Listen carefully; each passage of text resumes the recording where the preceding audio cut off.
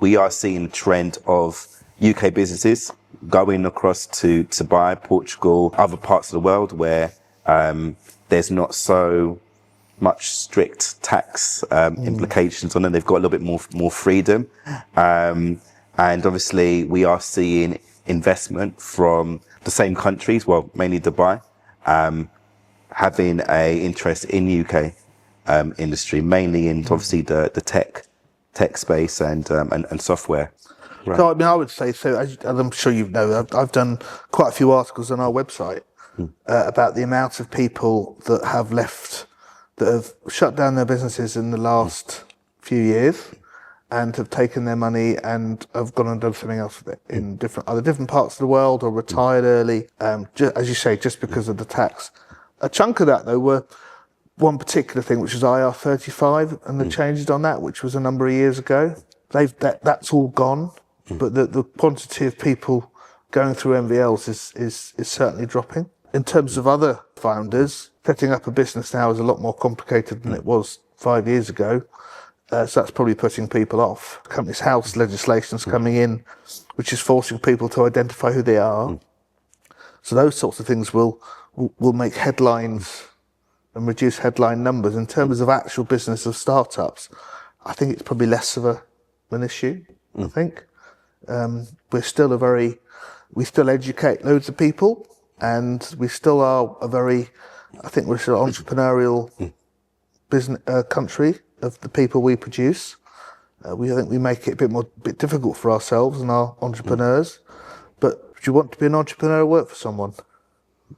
Not probably a fair question. Well, yeah, I work for you, Jeremy. So, I mean, what do you think about, why do you think startups fail? There's a lack of education around, I guess, a director's fiscal duties to manage their business, to manage their accounts. Most directors that come into the marketplace have a dream, have a passion.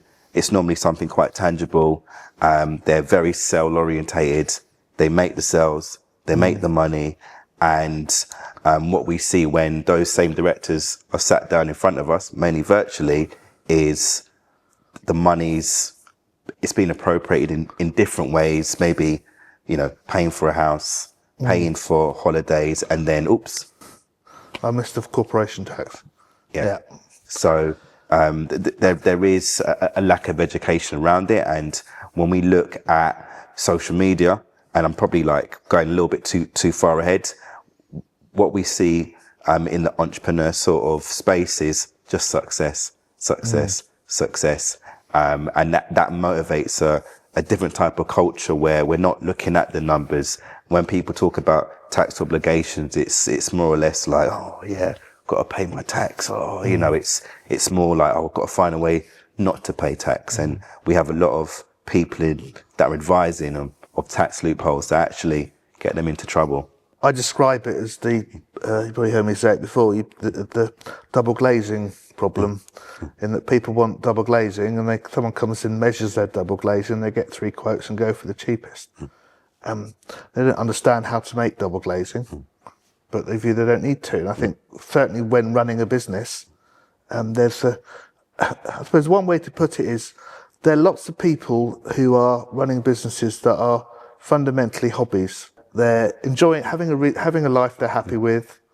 They understand the numbers coming in and out. They work the hours they want to work, and they achieve what they want to achieve. I would argue, is that really a business, or is it a hobby? Scaling to a position when it is a business will mean that you need to have other people doing things for you. But it also means that when it looks like they are failing, I mean, it questions what's in the mindset of the founder. Is it shame? I fundamentally don't think it is. I think there may be anger that they can't persuade people to go with their vision. They can't see their vision. I don't think most will accept they were slightly naive about what they were doing, which one would hope they don't make the same mistakes twice. But if you are in a situation where you don't view professional help, whether it's accountancy or legal services, as being beneficial to the business or being worth the money, you're probably going to get yourself into trouble in due course, because something will come up and you won't necessarily understand what to do with it. Yeah. And you'll try to do it yourself and possibly go on to ChatGPT and come up with something, but the likelihood is it's probably not going to work. Yeah. Probably not going to, and that's not good. I suppose the other point is it's the emotional attachment. Yeah. I don't know about you, I find a lot of small business owners really struggle to separate themselves and their lives from them of the business. Two that are completely intertwined in their own head. And you ask questions like, well, how much money has the company got? And they say, well, I've got. Well, Yeah. no, I'm not asking, don't want to know how much you've got. How much has the company got? Yeah. I'm going to tell you a story. I was in my barber's, and somehow it got round that I work in the business recovery space, or should I say insolvency. And the guy next to me literally nearly got out of the chair. And he obviously had a lot to say about the industry. I think I've seen those sorts of barbers. Yeah, I won't quote him, but South London barbers. That sort of show. Yeah, I won't quote him, but he basically said that his friend had gone through an insolvency, and whatever money that was in the company, a substantial amount, was all gone. His money was gone. That was what he quoted. So I said, "How much did he owe?" Yeah. I bet you he owed maybe 3 or 4 times the amount that was in the business. And the thing is, the money is not his, it's the company's. And the company has to pay its debts. And he kind of calmed down, because I explained to him, obviously, fiscal responsibilities and duties of a director. And he was a director himself. And he just calmed down. We had a very constructive conversation. But going back to the emotions, we speak to a lot of directors that I guess they find out when they sit down and have these conversations with us. But outside of the room, whether it's virtually or in person, they are, like you said, they're running a business. It's like a hobby. It's paying for things. But beyond that, the planning for tax and other unknown costs, it's not seen, it's not thought of. And I think there needs to be more education around that. Certainly agree with that. But I mean, do you think the UK culture's, is it okay with failure? Does it cause people to hide failure? I would say yes. You go on social media, TikTok, Instagram, and you follow. Not many leaders really talk about failure as much as they should. I do a lot of network marketing. I'm the Grim Reaper in the room. And after doing my 60 seconds or introducing myself to a few guys in trade and getting the 2 steps back and, I'm just going to go get a coffee. I'll have the most successful man or woman in the room and say, can I just talk to you for a second? What you do is relevant, because I went insolvent once. I went through a CVL. And before that, I went for a CVA, an arrangement. So it just shows that there is a treasure trove of knowledge out there, people and leaders that can shed light on, when do you press the button? What does failure look like? But it's just so built into our current culture that we have to floss. We have to show success. So do you know that we used to put people in prison for debt? Yes. 1869 we stopped doing that, so it's not that long ago. I think that the UK is not as positive about businesses and failure as the US is. I think we're better than the EU. I think in terms of entrepreneurship, I think there's more entrepreneurship in this country. The stats I've seen, there's more entrepreneurship in this country per capita than there is in either of the other two. And definitely places like China and the Far East, well, maybe not places like India, but it's a different type of startup position. I think we get businesses start well. The problem comes in that step from the first step from hobby to business, when they need someone to back them. when they need probably it's as much mentorship, I suspect, as anything else to work out so people can be taught how their baby this very small beginning of something, how that needs to change to make sure that people can invest in it and that the founder can start taking a step back from doing everything to do the things that work and they're good at, and let other people who are experienced and understand how to deal with other bits can do the bits for them and allow the business to continue. I suppose that's the other point I found, and is that when you start talking to people about the costs of advice, is how they turn green very quickly. Yeah. And I mean, have you got any stories of that? Yeah, I mean, I've spoken to people that are, I would say, in a good place where it is affordable to instruct us, to put the company in a dignified way into liquidation and to move on, to restart. But they don't value the cost, they don't value the time, and they go away to their own devices. Maybe they feel that things will turn a corner, and then they come back, and unfortunately, there is no money left, and they want to know what their options. So this day, I'm going to have to draw a picture. So it's a death spiral that's getting increasingly steep. And if someone comes and sees you on day one and says, "I've got this problem," they say, okay, it's going to cost this, and we get it done now, and it shouldn't be too much grief. Oh, it's far too much money, and they go away and they come back at the next cycle, which is one tick round, and they go, okay, it's now 3 times as much. You go, well, it hasn't changed from that much as what it has, because that's happened and that's happened and that's happened. We're going to have to do this now, and it is very difficult. But I mean, I suppose that's the other point I would say is in terms of when they're growing their business, in terms of legal advice for contracts or accounting advice for management accounts or anything else, it's those sorts of ancillary services. That with Frost Group, you see the quotes and you're going, "Oh, do we really have to spend that?" And you come to the conclusion that unfortunately you have to. By all means, I mean, I know business like FSB is for one. The IOD do have libraries of documents you can use for a contract of employment, a contract of sale, those sorts of things. The only thing I would argue is that the minute you're actually going to need to rely on them, you need to start getting a proper one, because it becomes very important very quickly if you get it wrong.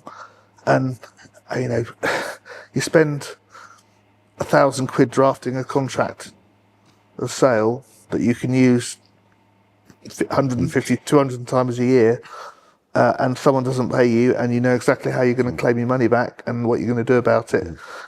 And if you get it wrong, the cost of that could be a downside more than £1,000 you spend. What are your conversations like with founders about their funding? The conversations I have with founders, and just to go back to what you said about rescue capital, is I am seeing a common trend, but on a small scale, where directors are taking out, whether it's short-term loans or credit accounts with certain lenders, where the interest, it might as well be 50%. But because they're desperate, they're taking it on, and it's providing a very short-term facility. But then when things don't happen, that liability just adds to the current liabilities, and it makes the situation a lot worse, and it impacts on being able to maneuver. And obviously, when they come to us, there's a lot less we can do. But I suppose the other one is factoring. I mean, factoring I think can be very, very useful. If you've got a growing business and it gives you working capital and it lets you move on, and it just allows you to do, but if it starts going wrong, if your turnover goes wrong or you get some bad debts, it can be the end of your business. and it can end a lot more quickly than possibly if you didn't have that sort of finance. I'm not trying to speak against factoring. It's just people need to be very careful, I think. Yeah. When they're taking these things on, that there are positives and it might work really well, but also for every positive there's a negative. Yeah, I think when any business is looking at some sort of financial solution, never look at the sort of the shiny lights or the flashy objects. Factoring always looks attractive because, I do have quite a few large companies that I deal with. They're well-known covenants, and if that well-known covenant goes bust, then you've just lost your ability. You've actually lost time to try and find something else out. So if you're growing, if the time that covenant goes, you've already replaced it 3 other people, that's probably okay. But if you haven't, that's when it kind of it starts to go wrong. I mean, what do you think about businesses that have got key staff?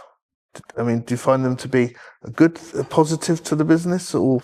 I say this I'm being very, very sensitive. When you've got business as key staff, and that staff has been very integral to the growth of the company, but the company obviously is running out of runway, and that key staff's role unfortunately becomes redundant. It's hard navigating the conversations leading up to potential redundancies, and if not managed correctly, it can lead to a tribunal, which can be costly. But just in the essence of your question, it's hard. It's a hard conversation to have. Taking on one of the biggest risks when you start a business is employing someone. Yeah, and if you don't have the right formal documents, formal procedures in place, it can be very costly for a business. So I see 3. I put them into 3 elements. You get the ones that have been there for a long time, are as bought into the product and to the business as the founders and the owners are, and they're absolute gold dust. They'll work for weeks and weeks, sometimes for no money, just to give the business a decent burial. You get others that view it as an opportunity, so that they can. I have seen some go out and actually damage the business in the expectation that they are going to pick up the dregs afterwards, whether it be emailing all the databases to themselves at home. That didn't end well for them, or just ringing up the clients and telling them it's shut. All sorts of shenanigans go on. They're another set. And you get the ones that just leave. It's I'd say letting people go from our perspective is probably the worst thing we have to do. Certainly, I try and get the directors to deal with it, because first time you meet me and I make you redundant, it's probably never going to end particularly well. But most staff know far more about what's going on with the business than founders and owners really give it credit for. Do you think? I mean, I suppose that's the other point. Is do you think we try to scale businesses too quickly in this country? Once you open your business to investment, and you, as per the contract of the investment agreement, you give equity away, your decision making fundamentally isn't entirely yours. So, if you have an investor that is putting a substantial sum into the business, they might want you to take on more staff. They might want you to accelerate growth based on the projections that obviously you have sold to them. So, I think businesses are at a point, especially in this sort of climate, where investors want them to scale. They want to make their money back quicker. So that is the goal. I suppose the point is if you have one person who's offered you money, and they may not be the right person. By taking the money, you may actually be signing the death warrant for your own business. But most people will still try to take the money because they think something miraculous is going to happen. which is all. I think it's always quite sad. I don't think we tried to scale to it quickly. I think there is less money around. I think investors investors think they can get a very good return in certain markets, and are going to gravitate to those markets because it's perceived as being less risk. We have a fixation in this country for property. I don't know why, but we do. So you tend to get people very caring about security and those sorts of things. Where so many of these businesses, there is no security; it's all risk money, and they choose. But but if you have you have two alternatives, don't you? You have the 50-year-old entrepreneur that's maybe had ideas, got commitments, but's got capital that they can match with somebody else putting money in. Or you've got a 20-something that's got all the ideas, all the energy, no commitments, but no capital. And neither is really neither is in a good place to try and attract somebody else to give them money. Yeah. Particularly if they are their perception is they need to get it back. We have got a boom of young entrepreneurs with a lot of dreams, a lot of energy, and unfortunately, you see a lot of burnout in that community. I've seen many with a scattergun approach. I went to a few networking events, and I think at one point I was just eating my lunch, and this person just came and sat down next to me, and started pitching their idea, and I was like, I'm eating my lunch. What made you come? Like, out there is where you need to go. I know I'm a smiley face, but can I just enjoy my burger? We had that presentation at the other week, didn't we? At Homegrown, yeah. And one of your guys turned up. It wasn't him. That was it wasn't. it was someone else. He just sat at the front, and we had a chat, and he got his pack out with his picture. This is what my business is. Oh, okay. Lovely guy. I'm sure he'll do well, but it's thinking we were meant to be presenting to him, not the other way around. So do you think founders are good at dealing with investors, or do you think they lie to them? I wouldn't say they explicitly lie to an investor. They are selling a dream, their dream, and sometimes they get carried away and they focus on the product, and they don't know their own numbers. And I've seen a few caught out in the sort of explain the numbers, and there's no numbers to explain. The young chap that interrupted me in my burger, I asked him about, so how much have you invested so far in your business? Do you actually have this product in front of me? And the answer was like, no. And I was just like, look, I wouldn't say they lie. It's just sometimes, majority of them get a bit carried away with the idea, with the passion, with the hobby, and sort of forget the economics around really pitching to an investor or to a syndicate or an office why they should invest. So I'd go slightly further. So when it's just you and mum or you and dad, and you've had this idea and you've made some inroads and it's working, but the minute someone else sits on board, you need to have a board of directors having board meetings, talking about things, so the investor can explain what it is they are looking for and what you need to produce to them in terms of accounts and etc. And how much that sort of process should cost you. You need to understand this and take a very straightforward view of it. It's all very well saying, oh, they'll give me 100,000 quid and I'll go and build this and I'll build that. But if you don't keep any of the receipts, if you get to 89,000 quid and you now need 20,000 quid to finish, you're not going to finish, are you? Because you haven't managed it. And I think if you get it right, if you get the right people with the right skill sets helping you out, I think you're right. People do rather oversell and they get very, very excited. And then the investor puts in all their money and then gets buyer's remorse because they realise that what they've actually bought is the ideas of someone that actually hasn't got anywhere near as close as they thought they were going to get before they gave you the money. The secrets and lies start from that point. Do you think government help is helping or a hindrance?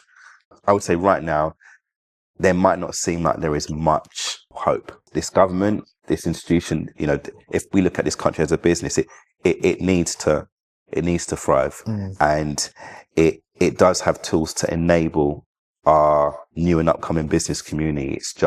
They just need the right guidance. So this country needs growth. It needs investment. There are tools, there are schemes that can help businesses. They just lack the know and the education around it. And I guess it's for us as professionals to make ourselves visible.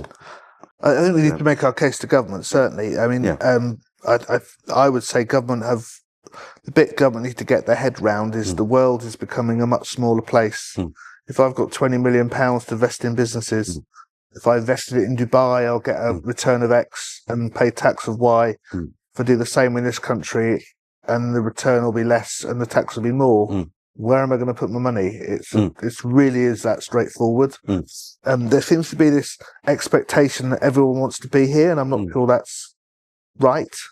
But I mean, if you look at the number of kids coming out of universities and getting accounting jobs, legal jobs, it's dropping quite severely. And you've got some very well-educated people. A number have got a mindset they don't want to be employees.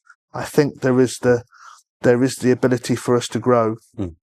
I think we will grow because if you fundamentally can't get a job and you want to use your brain, then you will find a way, and that's always been the way. I think the state can stop hitting people over the head with tax and treating them badly, making it easier to register as a company, all these sorts of things they can do. But, in terms of, they seem to think compliance is more important than growth, and I'm not sure I really understand that or get it. Any final remarks? By what we might hear tomorrow and beyond tomorrow, anyone that's looking to start up a business shouldn't be discouraged. They just need to do their homework and be realistic with, I guess, their dream. Can it be a reality? And be prepared to work hard. Yeah. And keep failing until you succeed. Yeah, exactly. We went to Mansion House with the IOD event. Yeah. Met the mayor. Yeah, we met the Lord Mayor, and one of the key messages was that London is primed for investment. We need to spend our money in London. There is a lot happening. We are at a point where other countries are looking to land here. And we need to encourage our, I guess, local communities, whether or not it's Greater London or the home counties, to come to London, because a very famous man changed. He had a cat, turned around because the city of London was paved with gold. That's about 500 years ago. I think it still is, really, if you really look at it, those words. On that notice, I think we're done. Yeah. Thank you very much.